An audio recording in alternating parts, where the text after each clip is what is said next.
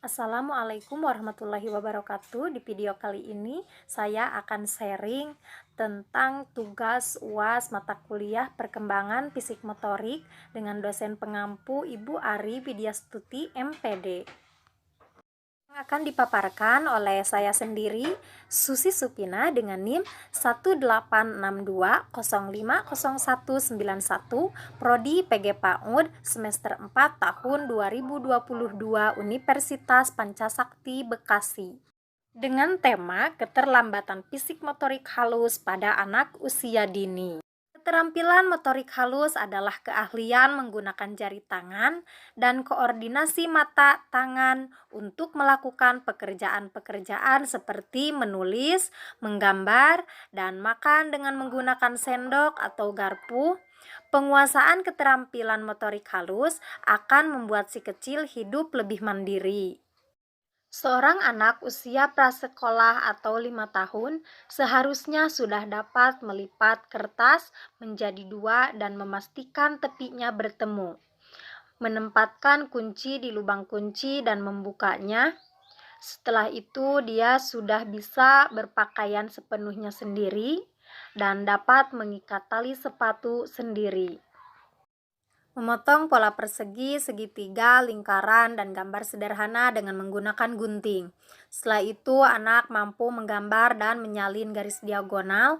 Selain itu, anak bisa menyalin lingkaran atau tanda silang ke selembar kertas menggunakan peragaan tripod atau ibu jari dan ujung kedua jari pertama pada peralatan menulis hanya menggunakan jari, atau karena otot kecil tangan telah berkembang untuk menulis, menggambar, dan mewarnai.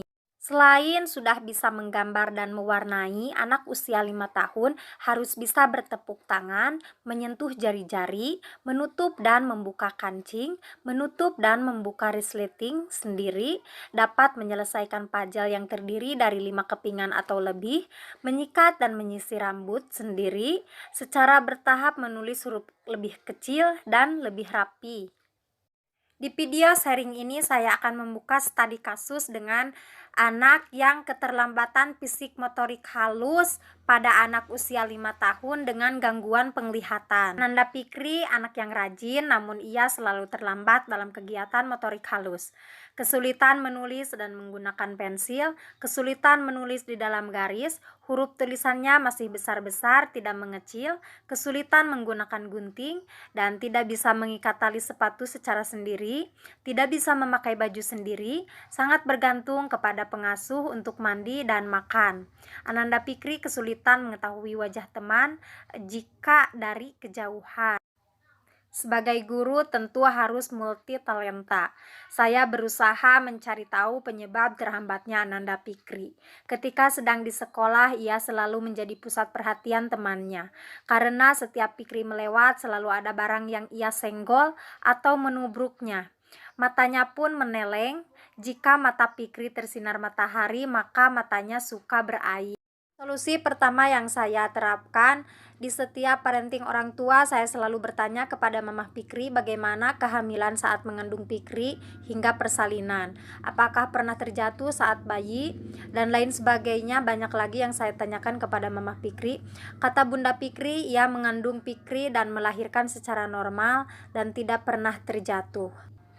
Solusi selanjutnya, cara terbaik bagi moms untuk membantu mempromosikan keterampilan motorik halus adalah dengan memberi si kecil berbagai bahan untuk dimanipulasi sesuai dengan imajinasinya. Dorong keterampilan motorik halus dengan mengajarkan genggaman menjepit, memfasilitasi kreativitasnya, memberikannya bermain atau menyusun balok, dan mengajarkannya untuk menggunakan peralatan makan. Setelah moms memberikan fasilitas yang dapat menunjang kreativitas si kecil, mundurlah dan biarkan dia melakukan apa yang dia mau.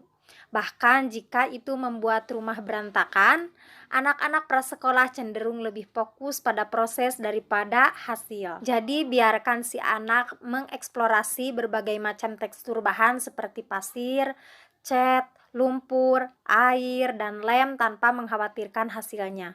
Bahkan ketika si kecil dengan bangga menampilkan karya terbarunya, moms harus menahan diri untuk tidak bertanya tentang apa benda tersebut. Pertanyaan itu mungkin tidak pernah terpikirkan olehnya. Alih-alih bertanya, kagumi karya dengan apa adanya.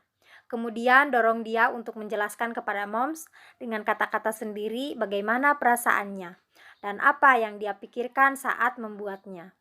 Moms harus langsung memeriksakan si kecil ke dokter apabila dia terlihat kehilangan kemampuannya untuk melakukan aktivitas motorik halus yang bisa dia lakukan sebelumnya. Dengan demikian, pemeriksaan dan diagnosis dapat dilakukan lebih dini. Jika memang ada indikasi keterlambatan, perawatan akan lebih dini diberikan sehingga hasilnya lebih optimal.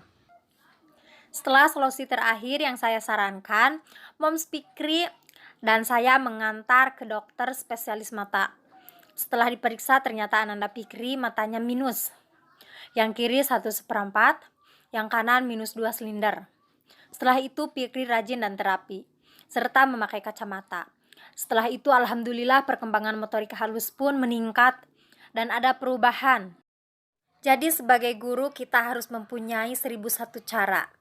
Yang penting pengembangan dalam 6 aspek ataupun khususnya fisik motorik, motorik kasar ataupun motorik halus, kita harus bisa mengoptimalkan perkembangan anak didik dan mencari solusinya. Sekian sharing dari saya, semoga bermanfaat. See you, thank you, akhirul kalam, wassalamualaikum warahmatullahi wabarakatuh.